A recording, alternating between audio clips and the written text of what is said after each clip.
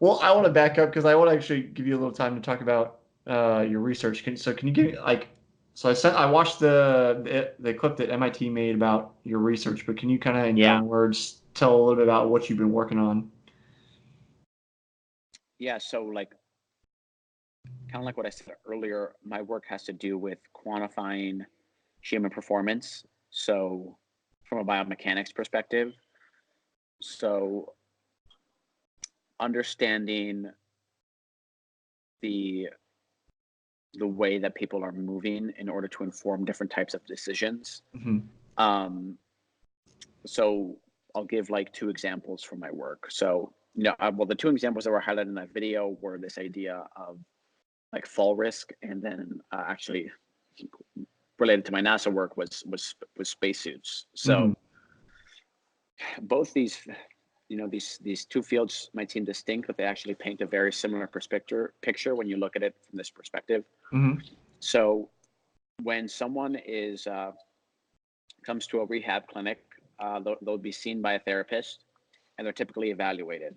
And so they're evaluated using a series of tasks and a lot of visual observation. So therapists will watch what they're doing, and there'll even be some like physical touching. So they might like feel if like a certain muscle is seizing up during an action and see which muscles are activating and stuff like that, feel for atrophy, et cetera, et cetera. Now, when you look at like a spacesuit, when someone is moving in a spacesuit and they're trying, and the suit, the engineers who build the suit are trying to see whether or not someone like fits in that suit and whether that suit is going to work for them. Hmm. They do the same thing. They visually inspect them using a series of tasks, and sometimes they even feel it. Like there are like soft components on the suit, and they try to feel where is this person inside the suit. Hmm. So and they both need data on human motion to make decisions. So currently, like all of these decisions are made visually and very subjectively. So what my work tries to do is to take things that are done subjectively and quantify them and make them more objective. Hmm.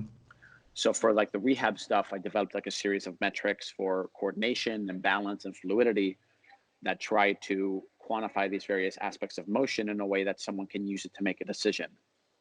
And then on the spacesuit side, I've used similar metrics, but to quantify what's called like spacesuit fit.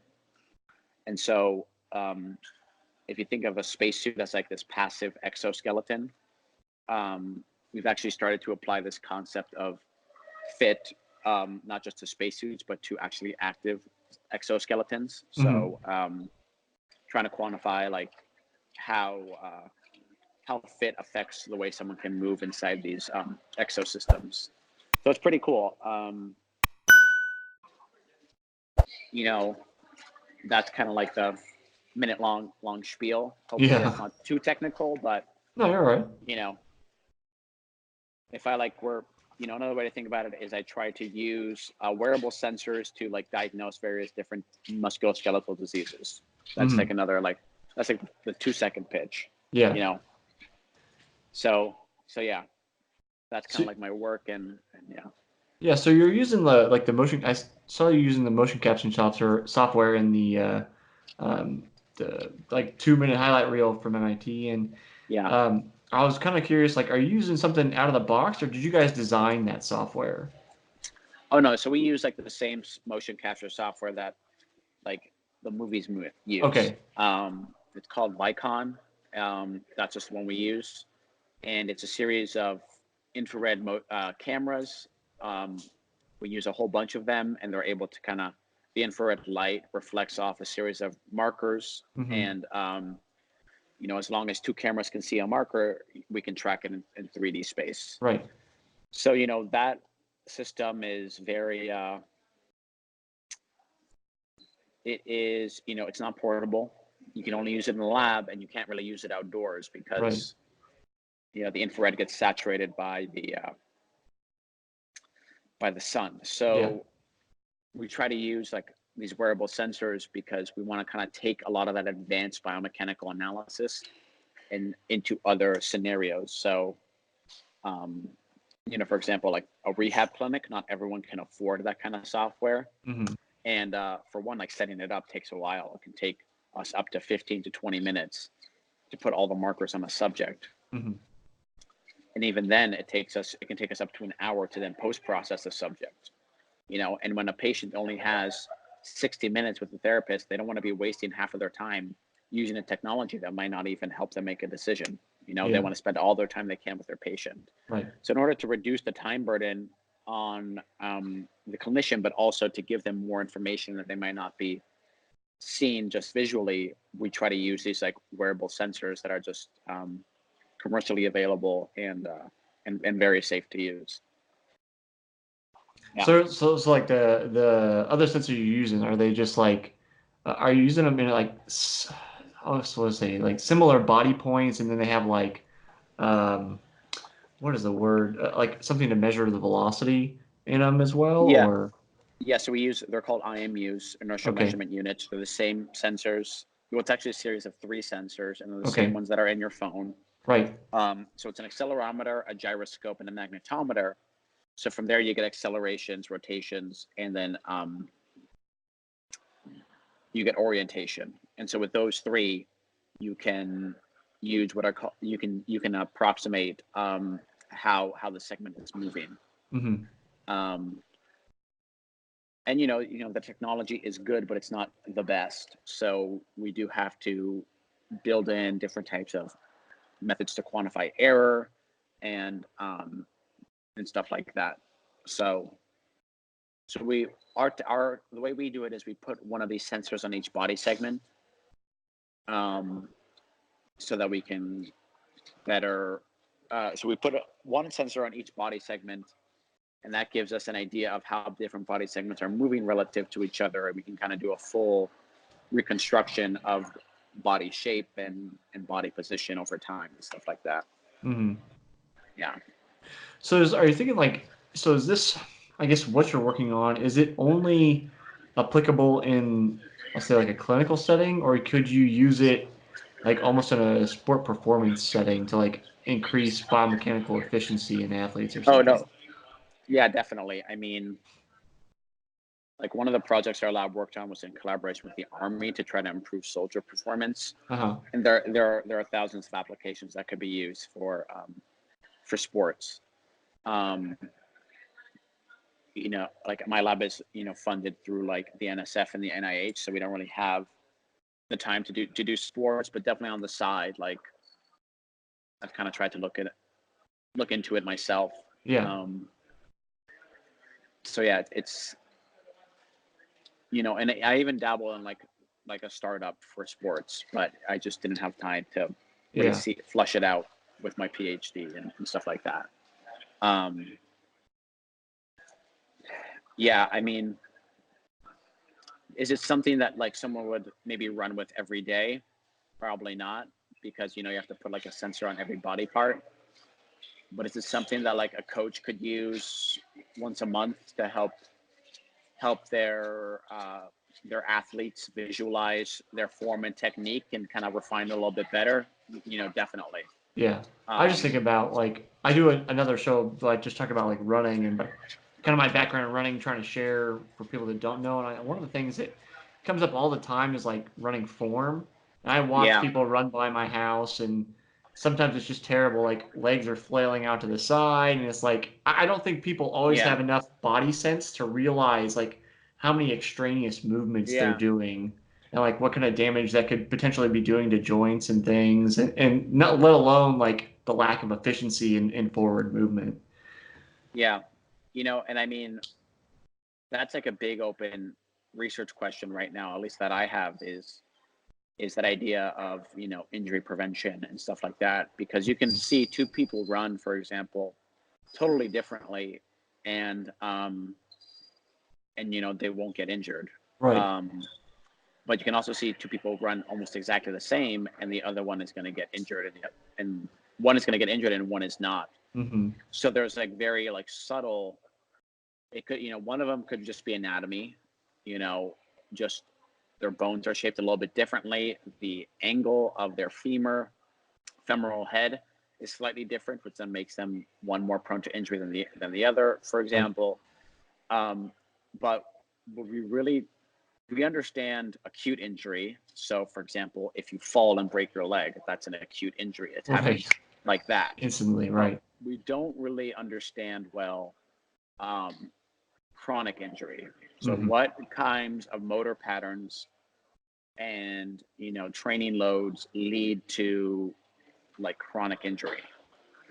And so and part of it is because we just haven't had the technology to be able to track people on a Right. day-to-day basis. I mean, so if you're studying, if you're picking up, or like if you get to choose like a longitudinal study, are you taking like say 100 runners and tracking them over a year, and they're wearing your like motion tracking equipment for the whole year? Or, like, would that give you I mean, enough data?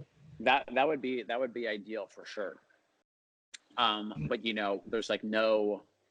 there's no funding out there for Oh, like that. right. I mean, that's for that kind of study. It's too long. So what you do is you take time points. You know what I mean? So the way a lot of studies are done now is you take time points and you're able to you sample them like every 2 weeks or something like that. Uh-huh. But I think something that I'm really curious about is if we can continuously monitor these people. I think that there's a lot of insight that could be had. Um, so like imagine if your phone could tell you, if you like sync a workout with your phone and the app can tell you, oh, we're noticing or just you're trending into potential higher injury risk or something like that. Consider Hmm. adding strength, or consider decreasing your training load, or consider like um, going to a physical therapist to see what might be happening. Yeah. And then at the same time, then that information could be ported to the therapist or to the doctor, who could then use that to make a decision to maybe understand why the machine was making that decision, and how they Hmm. can intervene and stuff like that. I'm all about like, in this day and age of like machine learning and AI, I'm all about giving people data that they can use to make a decision on their own. Right. I don't think devices should be making decisions, because then if they're wrong, we just inherently lose trust in it, and then we'll never use it again. Because it's a machine is a machine. It's binary. It's yes or no. A human can, it's easier to kind of allow them to make mistakes, and Right. um, so yeah, that's kind of like my thinking behind it. I mean, it's like kind of going back to the beginning, but like it seems like you're suited well for private enterprise. Like Yeah. your head's definitely there. What could also be that I just came back from a whole bunch of enterprise interviews, Oh, okay. so I Okay. have been able to polish my pitch to them. Yeah, So that's fair enough too. yeah, So this is kind of a personal, I want to say like personal inquiry, but like, I mean, what's it like wearing a spacesuit? Because I'm pretty sure you were in a spacesuit in the video. yeah. It's heavy. Those things weigh like 130 pounds. Uh-huh. They're designed to be worn in lower gravity environments, so Right. weight isn't as big of an issue. And you're also carrying. Also, I should say that the one that I wore was like 40 pounds lighter than it usually is, Uh-huh. because I was attached to an umbilical cord that provided me with fresh oxygen, Okay. versus on Mars or whatever, you'd have a portable version of it. Uh-huh. Um, so yeah, it's very heavy, um, and they're definitely not perfect. I mean, they'll get the job done, but if you have to use those things, this is my personal opinion. Um, I hope NASA doesn't get mad at me for this, but um, anyway, like I think that chronic use of those things, you're definitely going to have astronauts who might hurt themselves, and if they're on a long-term mission where they can't come home right away, that's definitely something to be worried about. Hmm. Because NASA is all about having very calculated and scheduled operations, and Uh-huh. if something goes wrong, the whole schedule can be thrown in disarray. And Yeah. if you talk about a mission to Mars where you're there for 9 months or something like that, imagine having like one astronaut out of commission. The amount of science you can no longer do is, Right.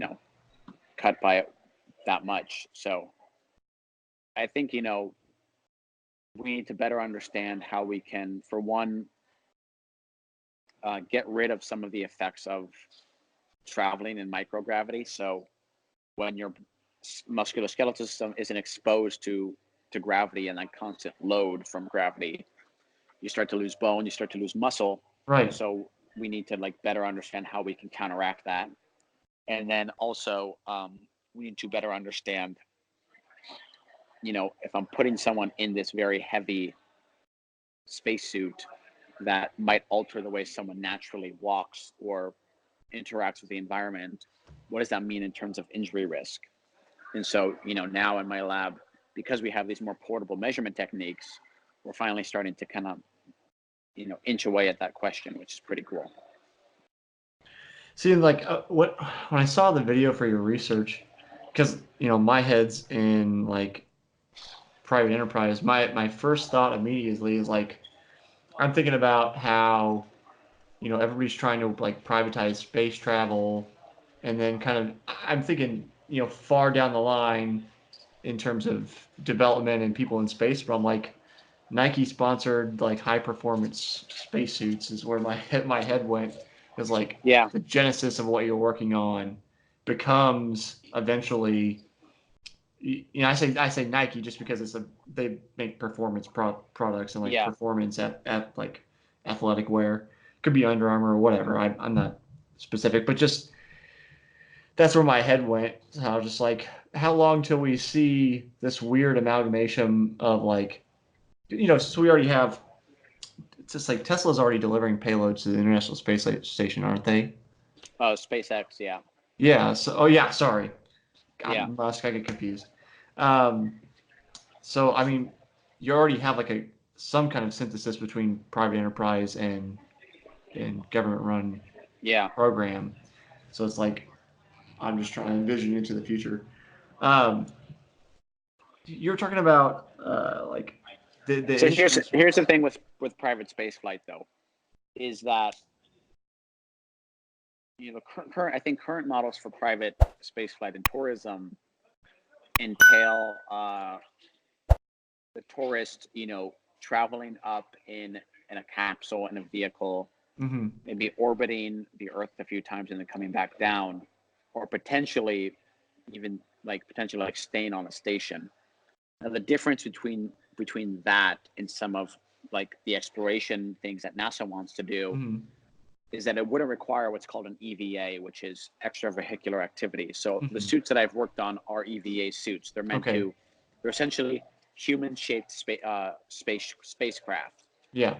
And so when you're like launching and then coming back to Earth, you do have to wear a specialized spacesuit, but the mobility requirements for that are like very minimal. Okay. So, for example, on the space shuttle, they wore those orange jumpsuits when Yeah. they landed. Yeah. So those are in the event of an emergency where there's sudden like depressurization, those will inflate and then keep the astronauts breathing. But the astronauts technically would not have to move from then on. So they only really required some mobility in the hands for the pilot so he could pilot the vehicle Okay. potentially. But they don't need to walk. There's limited arm mobility that's required. But when you talk about like walking on the moon, you need, you know, you need to be able to walk, right? You need to be able to crouch down to pick things up. You need to be able to use tools, whether if you're digging and stuff like that. So Hmm. it's a lot more complicated. So for private space flight, if you've like looked at like some of SpaceX's mock-ups, and Boeing's mock-ups, you can create a pretty aesthetically pleasing and functional suit for those launch and entry um, suits. But if you talk about like then tourists doing EVAs, it becomes a lot more complicated. Yeah. So NASA is definitely more thinking about like exploration, going back to the moon, going to Mars. So they Yeah. need to really think about those a lot more complicated technologies. And so, but I mean, NASA and Boeing they have these contracts to bring astronauts back to the space station, and it's been constantly delayed because it's really hard when you start adding in people. Mm-hmm. We are not we're sensitive. We and we're very risk. When it comes to space travel, we're very risk averse right now. So you really have to dot your I's and cross your T's Mm-hmm. and stuff like that. So I think it's cool that people are starting to explore private space travel, but it always makes me a little bit worried. I hope people are like really careful because Yeah. it's with any technology. As soon as if it happens too quickly and something goes wrong, it's going to be delayed for decades. Yeah. You know, so I just hope that like the regulators are on top of it and making sure that everything runs smoothly.